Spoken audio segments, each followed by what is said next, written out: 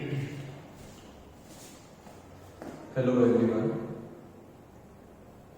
The next point हम लोग जो पढ़ने जा रहे हैं, रिसेंटली हम लोग पढ़े कि structure of modern periodic table कैसा है, उसका स्वरूप कैसा है और उससे रिलेटेड इंपॉर्टेंट पॉइंट्स, ब्लॉक्स कहाँ पर है, कौन से ग्रुप को क्या कहा जाता है, कौन से पीरियड का मतलब क्या है, कितने ब्लॉक्स है, पोजीशंस ऑफ एलिमेंट्स, ये सब हम लोग सीखे।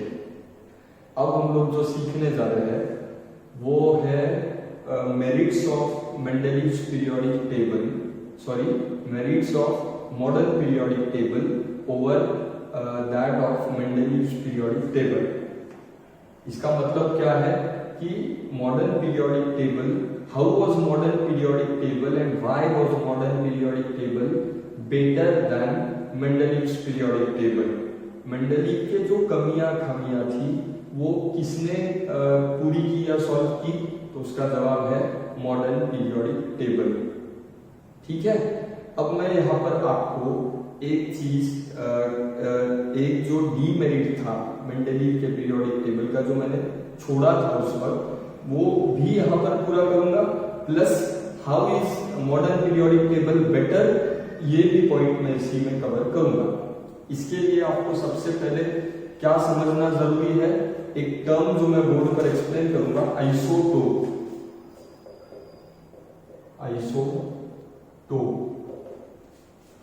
आइसोटोप का मतलब क्या है?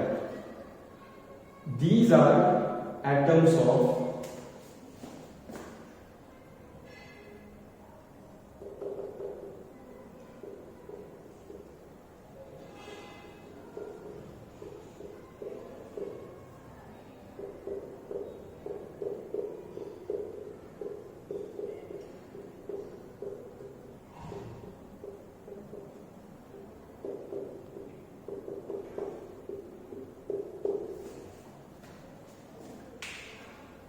बोर्ड पे लिखा है, मैं समझाऊंगा। What are isotopes? These are the atoms of same element having same atomic number but different atomic mass number. एक एग्जांपल के तौर पे मैं आपको कहना चाहूंगा कि example isotope of hydrogen, 1H1 1H2।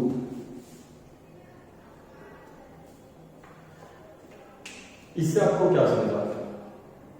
देखिए, यह एक एग्जांपल लिया है मैंने आइसोटोप का, और किसका आइसोटोप स्टडी कर रहे हैं? हाइड्रोजन का। अगर दोनों एग्जाम्पल, दोनों बंदों को आप ठीक से देखे, ये भी हाइड्रोजन है, ये भी वही हाइड्रोजन है, बट सर यहाँ पे सिमिलैरिटी क्या है दोनों में?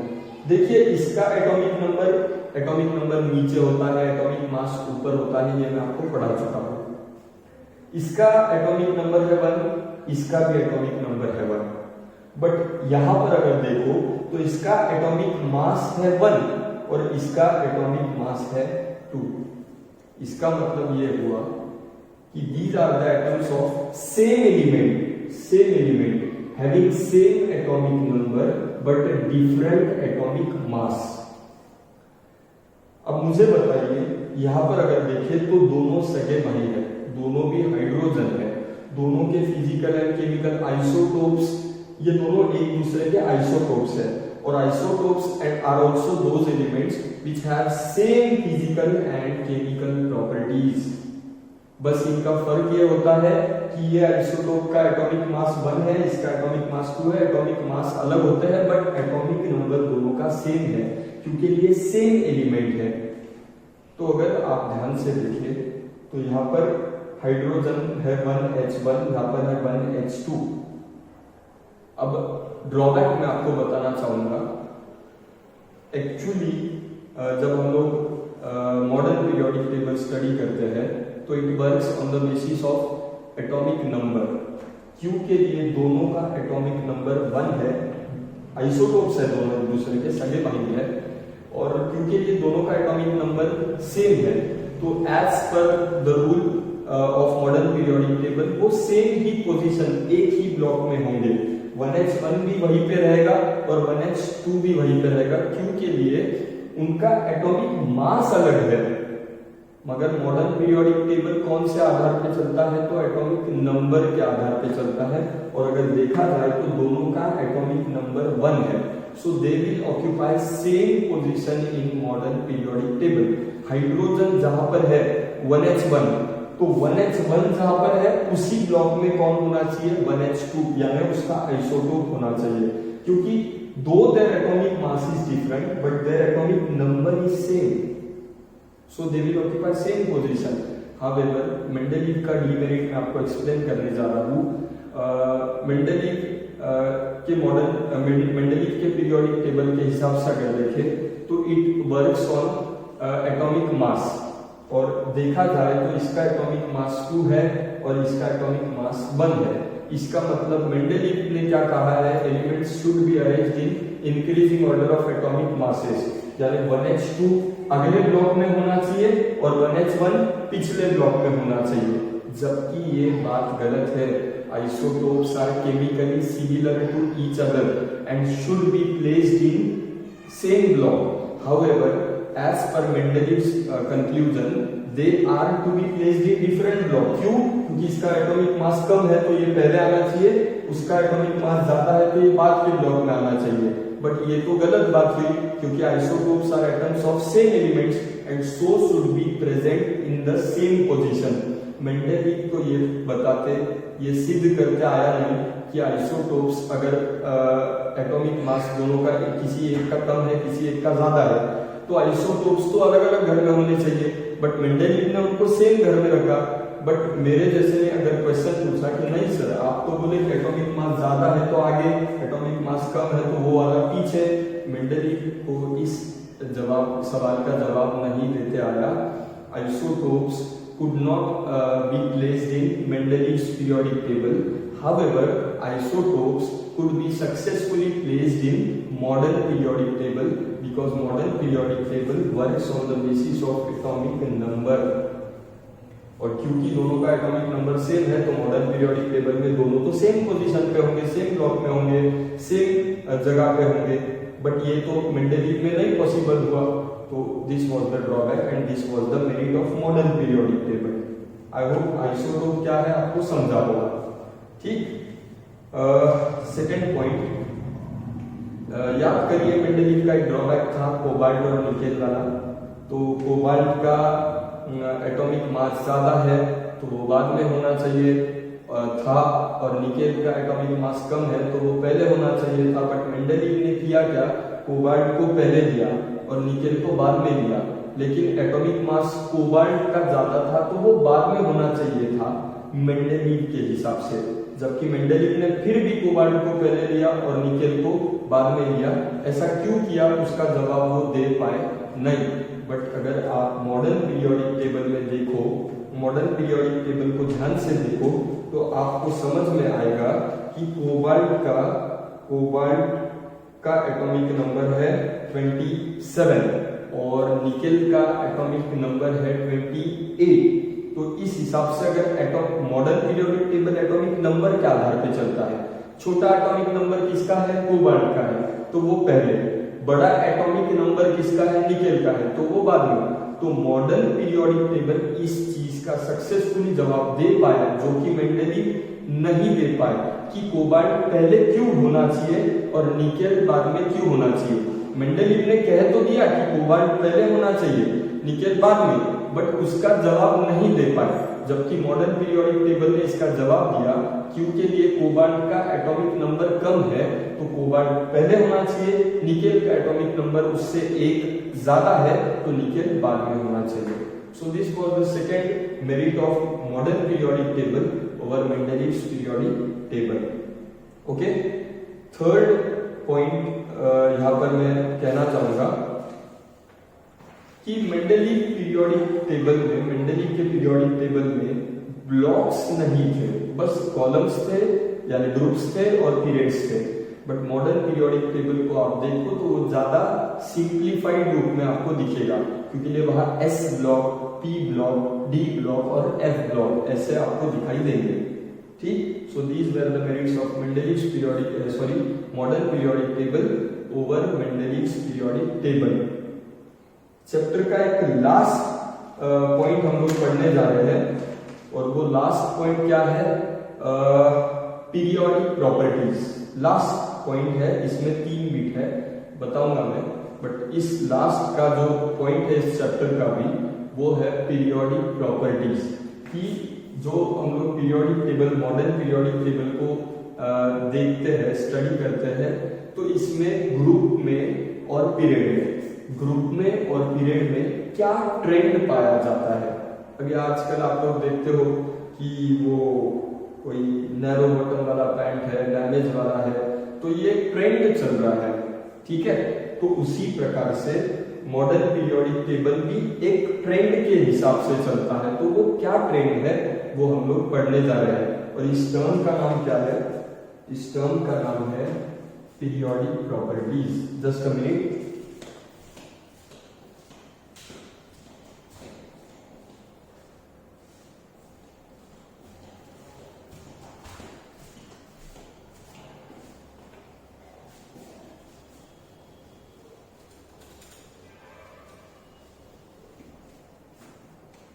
इस टर्म का नाम क्या है, what are we going to study, periodic properties of modern periodic table.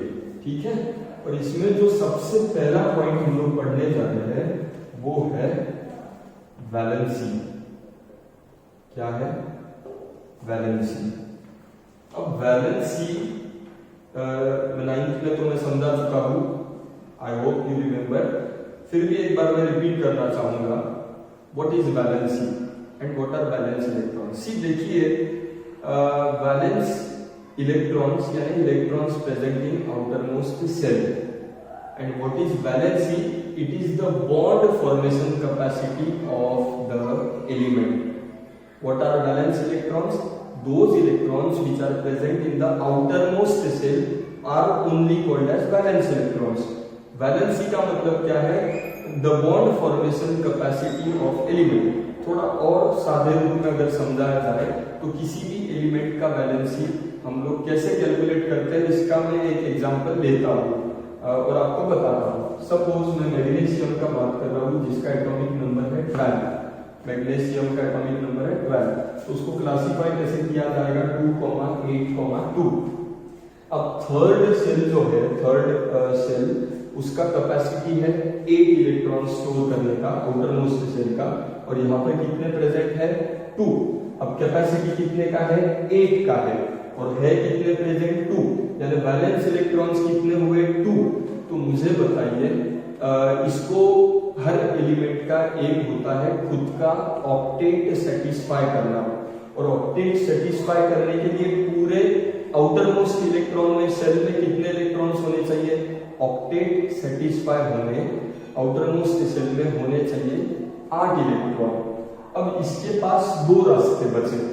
अब इसके आउटरमोस्ट सेल में अगर मुझे 8 इलेक्ट्रॉन होने हैं तो यहाँ पे मुझे और 6 चाहिए, ये पहला प्रकार हुआ। और 6 अगर इलेक्ट्रॉन में किसी से एक्सेप्ट कर लूं तो यहाँ पे 2 प्लस किसी से 6 लूंगा तो यहाँ हो जाएंगे 8, तब जाकर ये हो जाएगा स्टेबल। दूसरा चीज जो मैं कर सकता हूं वो ये है, अगर मैं ये 2 इलेक्ट्रॉन है, सिर्फ 2 इलेक्ट्रॉन आउटरमोस्ट सेल में, अगर मैं किसी को दे दूं, अगर मैं किसी को दे दूं, तो अब देखिए आउटरमोस्ट सेल में कितने पाए जा रहे हैं, तो सिर्फ 8 इलेक्ट्रॉन बचे हैं, तो इस प्रकार से भी स्टेबल हो गया है। तो आई कुड टेल दैट कि मेरे हिसाब से 6 इलेक्ट्रॉन लेने से ज्यादा आसान है 2 इलेक्ट्रॉन डोनेट करना, और जो चीज आसान है, 2 इलेक्ट्रॉन डोनेट करना आसान है कि 6 इलेक्ट्रॉन लेना आसान है, तो 2 डोनेट करना आसान है। इसीलिए मैग्नीशियम का वैलेंसी होगा, मैग्नीशियम का वैलेंसी होगा 2। एक और एग्जांपल ले लेते हैं, और एग्जांपल किसका लेंगे हम लोग, क्लोरीन का लेंगे, क्लोरीन जिसका एटॉमिक नंबर है 17। जस्ट अ मिनट, क्लोरीन का एटॉमिक नंबर है 17 क्लोरीन। इसका कॉन्फ़िगरेशन कैसा होगा? 2,8,7, 2 और 8 10, 10 और 7 17। ठीक।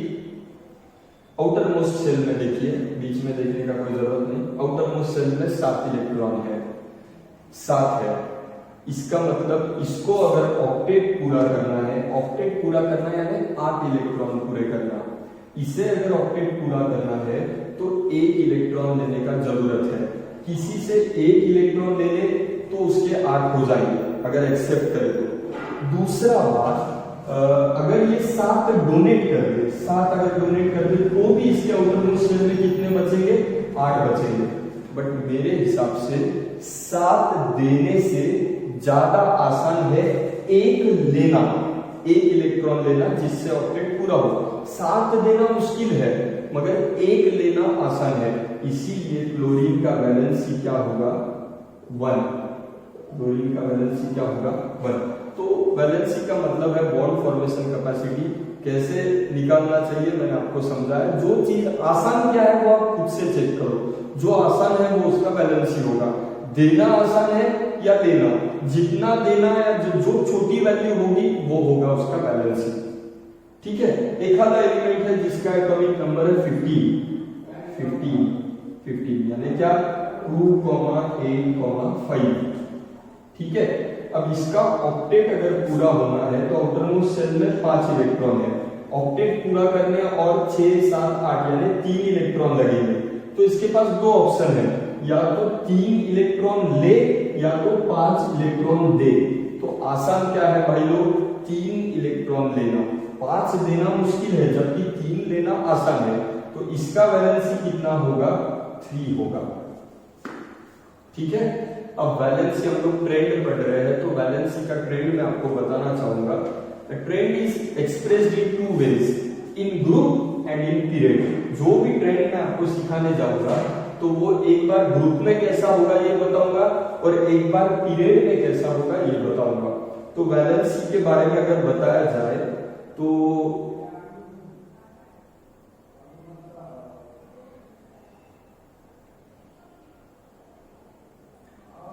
सी ग्रुप में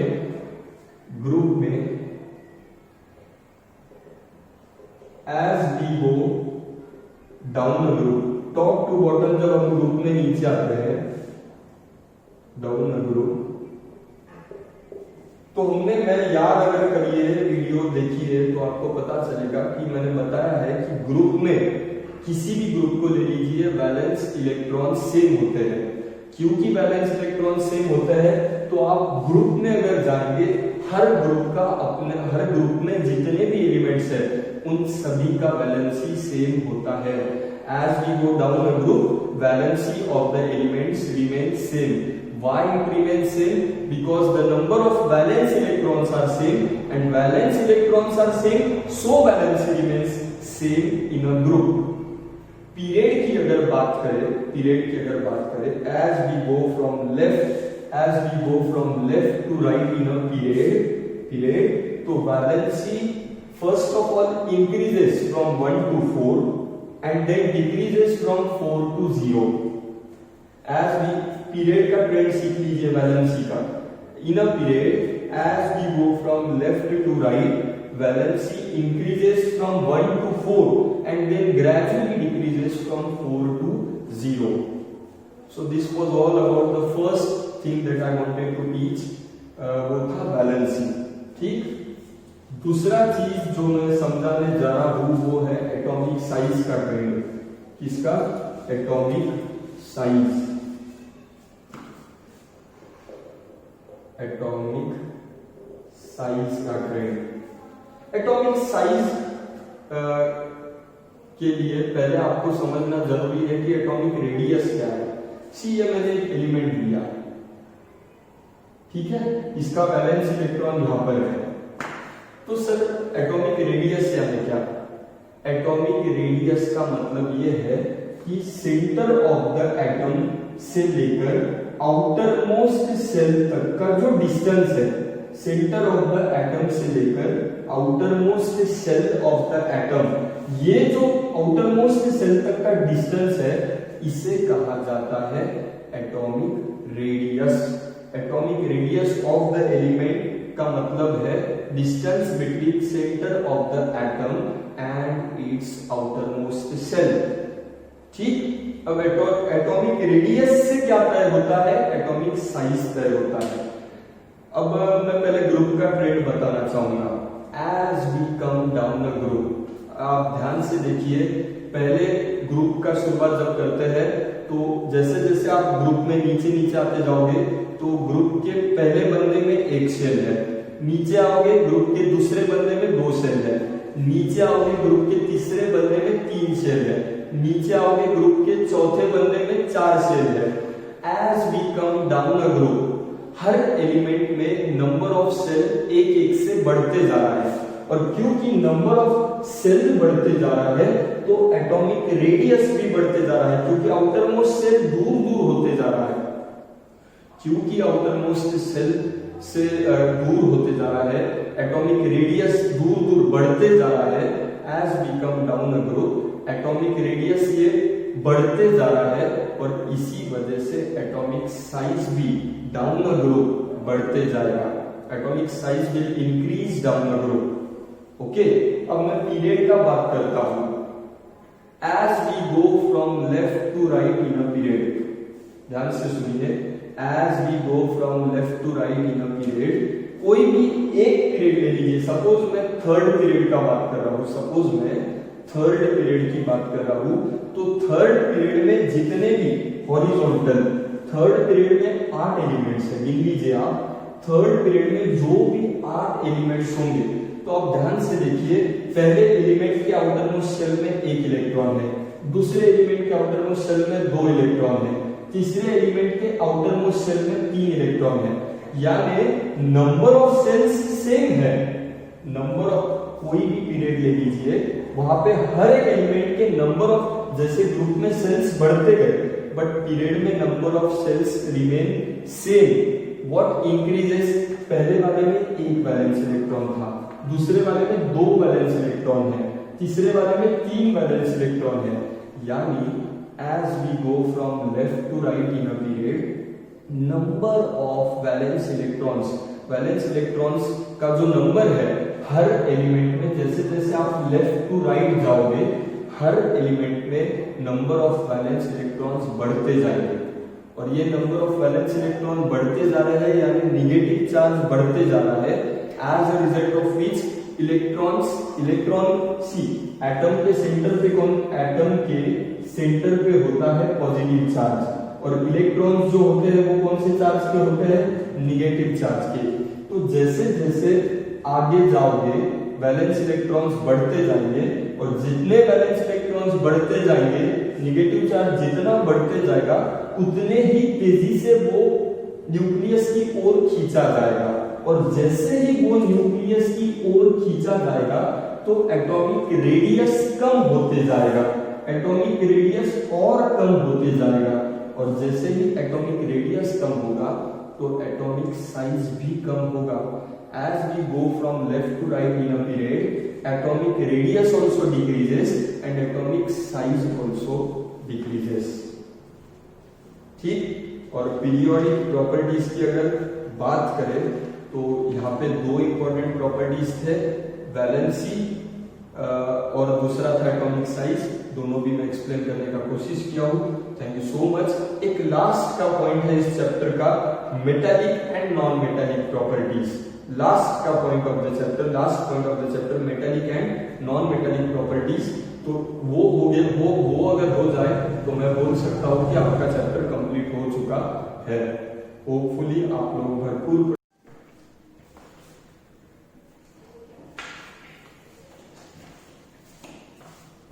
हेलो एवरीवन, हम लोग चैप्टर के ऑलमोस्ट एंड में पहुंचे हैं। ये लास्ट का बिट है जो हम लोग पढ़ने जा रहे हैं।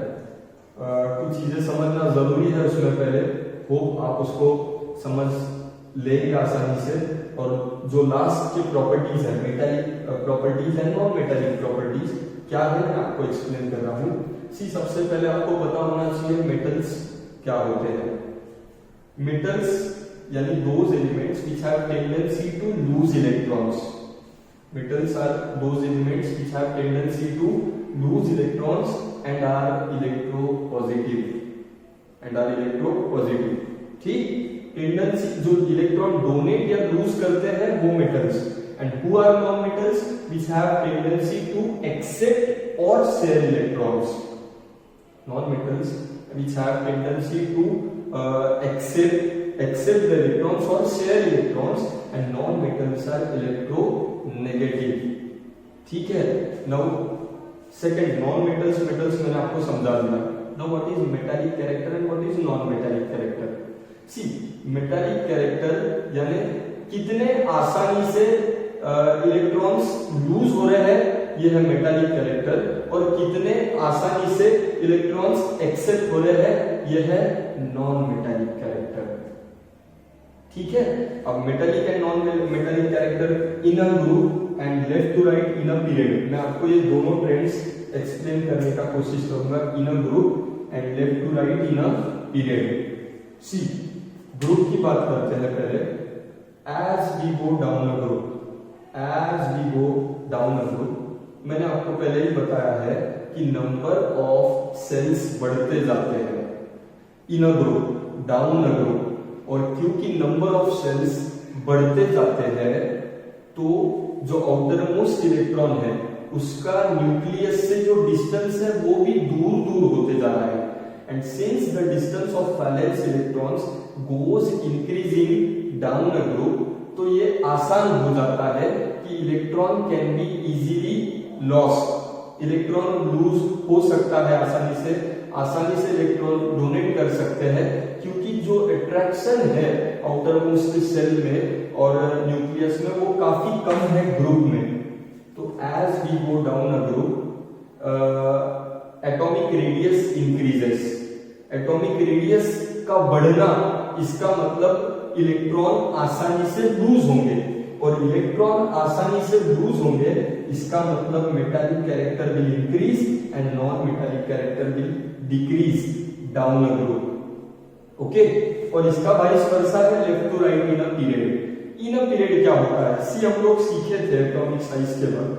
Left to right in a period atomic radius, क्योंकि अट्रैक्शन बढ़ते गया तो एटॉमिक रेडियस कम होते गया, एटॉमिक साइज भी कम होते गया। Left to right atomic size कम होते गया, और एटॉमिक साइज कम होना, एटॉमिक रेडियस कम होना, इसका मतलब इलेक्ट्रॉन्स इजीली लूज नहीं हो पाएंगे, क्योंकि अट्रैक्शन काफी स्ट्रॉन्ग है लेफ्ट टू राइट एटम्स के आउटर मोस्ट इलेक्ट्रॉन्स और न्यूक्लियस के बीच।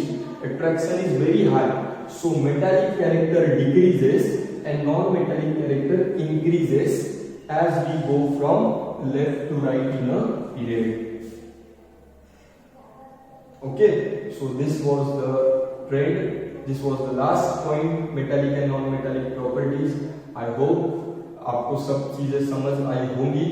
हम लोग बहुत एफर्ट्स लेकर आपके लिए सब करने का कोशिश कर रहे हैं, उतने ही एफर्ट्स लेकर आप भी पढ़ाई करो, ये हम लोग, मेरा रिक्वेस्ट है personally. Thank you so much. छोटा मोटा होमवर्क देना चाहूंगा, मेटल्स, नॉन मेटल्स और मेटलाइट्स का लिस्ट बनाइए और अच्छे से पढ़ाई करिए। कोई क्वेरी होंगी तो जब भी मैं आपको अवेलेबल रहूंगा मैं आपको हेल्प करने का कोशिश करूंगा। आई होप मैं आप तक रीच कर पाया हूं। Thank you.